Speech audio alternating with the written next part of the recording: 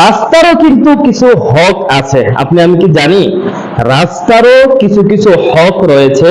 আল্লাহ রাসূল সাল্লাল্লাহু আলাইহি ওয়াসাল্লাম কিছু সাহাবীদেরকে উদ্দেশ্য করে বলতেছিলেন, যে সকল সাহাবীরা রাস্তার পাশে তারা বসে বসে বাতাস খাইতো, অথবা রাস্তার পাশে বা কোনো একটা গাছের নিচে আমরা বসি কেন? আমরা কিন্তু বসি কোনো না কোনো একটা প্রয়োজনে, হয়তো এই জায়গাটাতে বাতাস লাগতেছে, অথবা আমার প্রয়োজন আমি কিন্তু দাঁড়িয়েছি।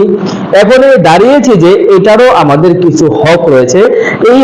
এখানে কিছু হক, এই হকগুলো ইনশাআল্লাহ আপনাদের মাঝে আলোচনা করার চেষ্টা করব। একটু ধৈর্য নিয়ে এই ভিডিওটা শেষ পর্যন্ত দেখার চেষ্টা করুন আমার প্রিয় ভাই ও বন্ধুরা। অনেক অনেক গুরুত্বপূর্ণ একটি বিষয় ইনশাআল্লাহ আপনি জানতে পারবেন, যা আল্লাহ রাসূল সাল্লাল্লাহু আলাইহি ওয়াসাল্লাম বলে গিয়েছেন এবং করতেও বলেছেন। দেখেন, আল্লাহ রাসূল সাল্লাল্লাহু আলাইহি ওয়াসাল্লাম কিছু সাহাবীদেরকে বলেছেন যে তোমরা রাস্তার পাশে বসবে না, অর্থাৎ রাস্তার পাশে বসে থেকে তোমরা নিজেদেরকে বাঁচিয়ে রাখো। তখন ওই সকল সাহাবীগণ বললেন যে ইয়া রাসূলুল্লাহ, এছাড়া তো আমাদের কোনো উপায় নাই, আমাদের ওখানে বসতেই হবে। তখন আল্লাহ রাসূল সাল্লাল্লাহু আলাইহি ওয়াসাল্লাম বললেন যে বসতেই যদি হয় তাহলে এই কয়েকটা বিষয় তোমরা খেয়াল রাখবে।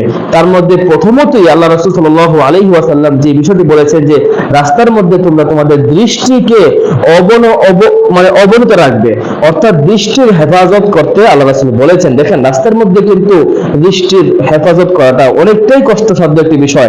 অর্থাৎ রাস্তার মধ্যে আপনি যখনই বের হবেন, বেগানা নারী, বেগানা পুরুষ, বেগানা এই মানুষের দিকে কিন্তু আপনার নজর চলে যাবে। এজন্য আল্লাহ রাসূল বলেছেন যে রাস্তার হক হচ্ছে প্রথমতই হচ্ছে নজরকে হেফাজত করা। তারপরে আসেন রাস্তা থেকে কষ্টদায়ক বস্তু সরিয়ে দেওয়া। রাস্তার মধ্যে কি করা? কষ্টদায়ক বস্তু সরিয়ে দেওয়া।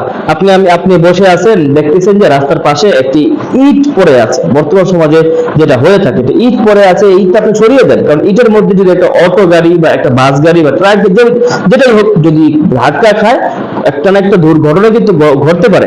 এজন্য আপনি রাস্তায় যখন হাঁটবো, থাকবো, বসবো, ওইখানে কিন্তু আপনার হক হচ্ছে যে প্রথমে দৃষ্টি হেফাজত করা।